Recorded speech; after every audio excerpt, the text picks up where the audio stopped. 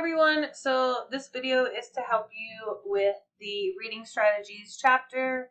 Remember, like we said before, all of the student skills chapters are things to help you improve these skills and change and adapt to the college level courses, because K through 12 is a very different setup. So if you have habits or things that you were already doing, you may want to try new tactics, and you may want to try to create new habits.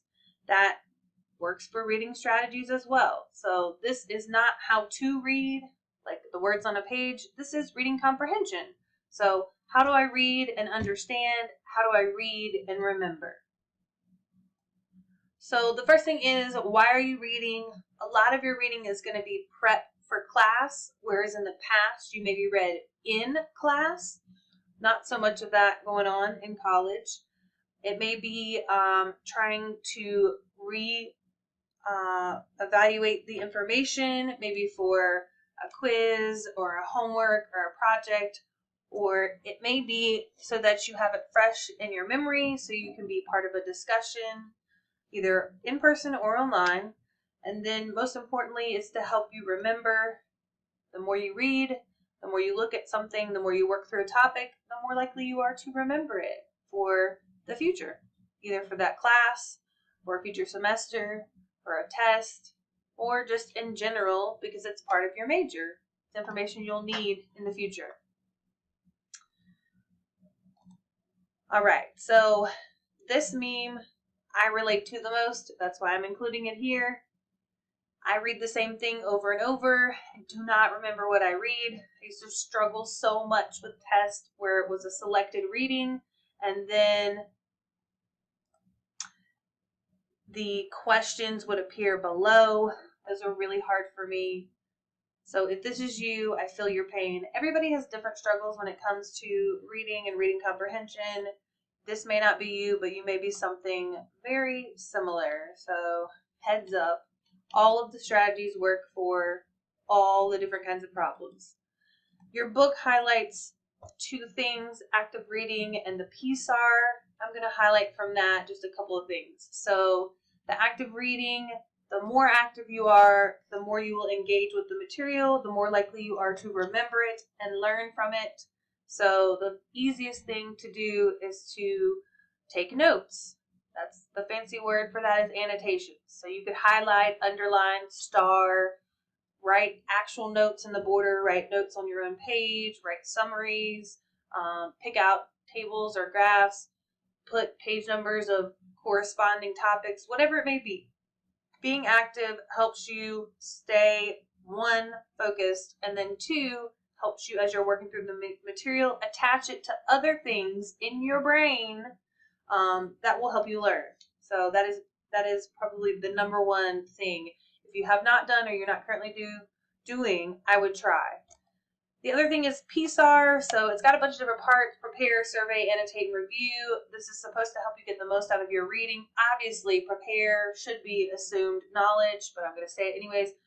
Make sure you're not falling asleep. Don't wait until right before bed to try to do something that includes reading. Make sure you are in an environment that is conducive. So it's quiet, it's away from people. You may have to put your phone on silent. You may have to go sit in your car or your closet. I don't know. But just make sure you have time and you have the mental capacity and you have the location right so that you can be prepared. Here's the other thing. Most people speed read and don't even realize they're speed reading. This helped me more than anything. I had a college professor tell me this. Once they told me this and I started utilizing this in my classes and in my readings, it helped a lot with that reading comprehension struggle that I have.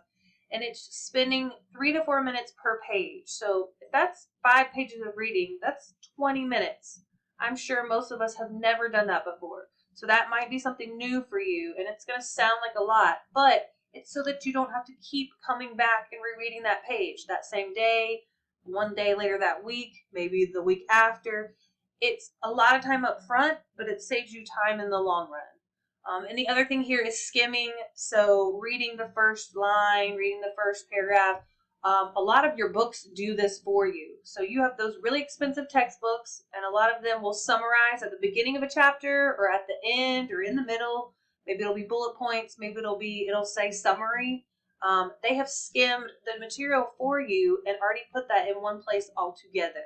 So that's a good thing to look at before you start reading, because that helps you as you're reading through. You've already skimmed the material or you've already looked at highlights.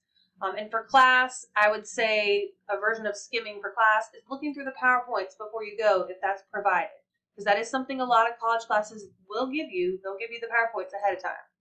All right, we said annotating is taking notes. That's something I would highly encourage. The other thing here is scanning. So this is basically skimming, but with a purpose. So in our class, you probably do this every time you take the quiz. You look for whatever the quiz question is. You look for those words or those concepts in the book as you're taking the quiz, right? That's scanning. So you're looking through, looking for something specific, rereading, re-reviewing, or I guess just reviewing the material, right? I made up a new word, my own word there. The very last thing here, depending on what kind of learner you are, there are some things you could do to help. If you're a verbal learner, or really, if you're somebody that struggles with concentration, I'm not a verbal learner per se, but I struggle with concentration. So reading out loud, y'all, they had it right in elementary school. Reading out loud will help you stay focused, remember, and it will help you with your reading comprehension. The visual learners, maybe something that's a visual, turning your reading into a visual tool will help you with that comprehension and that memory. Example here is flashcards. It doesn't have to be that specific. It could be a timeline. You're doing a history class, just something so that you have a visual to look at. It could even be highlighting different words, like different kinds of words in one color, or different concepts in one color, right? Just something to help you visually. So I hope this helps. I'll see you in the next student skills video. Bye.